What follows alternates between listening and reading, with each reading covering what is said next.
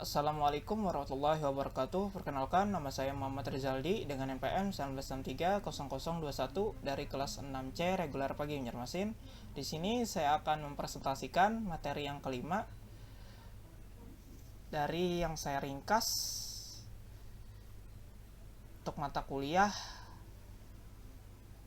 manajemen perangkat lunak tentang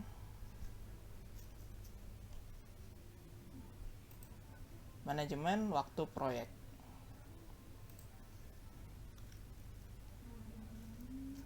Manajemen waktu proyek. Waktu proyek atau biasa disebut umur proyek merupakan salah satu atribut proyek yang sangat penting dalam manajemen proyek. Kegagalan mengelola waktu proyek akan berakibat pada penyelesaian proyek yang tidak tepat waktu. Kegiatan manajemen waktu proyek pada fase planning meliputi mendefinisikan aktivitas, pengurutan aktivitas, estimasi lama aktivitas, dan penyusunan jadwal proyek. Sedangkan pada fase controlling, kegiatannya adalah pengendalian jadwal proyek. Manajemen waktu proyek. 1. Mendefinisikan aktivitas atau activity definition merupakan kegiatan untuk mengidentifikasi dan mendefinisikan aktivitas atau pekerjaan apa saja yang akan dikerjakan pada proyek. Kedua, pengurutan aktivitas atau activity sequencing.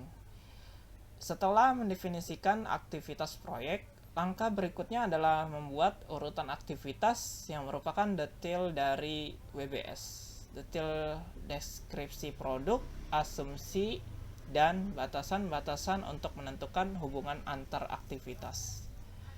Diagram jaringan proyek adalah skema yang menunjukkan hubungan logis atau urutan aktivitas-aktivitas proyek menggunakan metode AOA, Activity on Arrow, atau ADM, Arrow Diagram Method. Langkah-langkah membuat diagram jaringan proyek. Pertama, tentukan semua aktivitas awal proyek dan tempatkan awal semua aktivitas ini pada node 1. Lanjutkan menggambar diagram network bekerja mengalir dari kiri ke kanan. Kemudian menggambar diagram jaringan proyek sampai seluruh aktivitas tergambarkan pada diagram. Precedence Diagramming Method atau PDM. Metode ini lebih memperhatikan hubungan waktu. Pada PDM, aktivitas dinyatakan dalam bentuk kotak dan hubungan antar aktivitas dinyatakan dengan anak panah. Terdapat 4 bentuk ketergantungan pada metode PDM, yaitu Finish to Start atau FS. Suatu aktivitas tidak dapat dimulai selama aktivitas sebelumnya belum berakhir. Yang kedua, Start to Start atau SS. Suatu aktivitas tidak dapat dimulai selama aktivitas lain belum dimulai. Yang ketiga, Finish to Finish atau FF. Suatu aktivitas tidak dapat diakhiri selama aktivitas lain berakhir. Yang keempat, Start to Finish SF. Suatu aktivitas tidak dapat diakhiri selama aktivitas A belum dimulai. Penyusunan jadwal.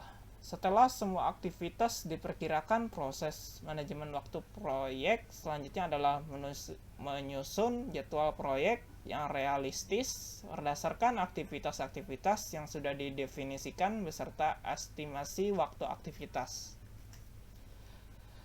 Terdapat beberapa tool yang dapat digunakan untuk menyusun pembuatan jadwal proyek, yaitu yang pertama Gantt chart, yang kedua analisis PERT, yang ketiga analisis jalur kritis. Gantt chart merupakan bagian dengan format standar untuk menampilkan informasi jadwal proyek dengan membuat daftar aktivitas proyek disertai jadwal waktu mulai dan waktu selesai dengan format kalender. Metode jalur kritis atau Critical Path Method (CPM) merupakan analisis jaringan proyek yang digunakan untuk memperkirakan total durasi atau umur proyek. Jalur kritis proyek adalah sekumpulan aktivitas yang menentukan waktu paling cepat selesainya proyek. Free float dan total float. Free float adalah total waktu tunda aktivitas tanpa menunda mulainya aktivitas berikutnya. Total float adalah total waktu tunda aktivitas tanpa menunda berakhirnya proyek. Free float dan total float dapat dihitung dengan menggunakan metode penelusuran arah depan atau penelusuran arah belakang. Kontrol perubahan terhadap jadwal proyek. Jadwal proyek yang sudah disusun kadangkala tidak selalu mulus dalam pelaksanaannya. Perubahan-perubahan atau penyimpangan pelaksanaan jadwal proyek sering terjadi di lapangan. Perubahan-perubahan yang terkait dengan pelaksanaan jadwal proyek dapat terjadi karena yang pertama, kurangnya kemampuan dalam mendefinisikan aktivitas-aktivitas proyek termasuk urutan pelaksanaannya. Yang kedua, kurang akurasinya dalam menentukan durasi atau waktu aktivitas, sehingga setelah proyek dikerjakan maka akan terjadi keterlambatan penyelesaian proyek. Yang ketiga, lemahnya kinerja SDM pelaksanaan proyek. Seringkali dijumpai banyak proyek-proyek yang tidak selesai tepat waktu bukan karena kurang akurasinya penjadwalan proyek. Terima kasih. Mungkin ini saja presentasi materi kelima yang telah saya ringkas. Salah khilafnya mohon maaf, apabila ada salah kata mohon dimaafkan. Wassalamualaikum warahmatullahi wabarakatuh.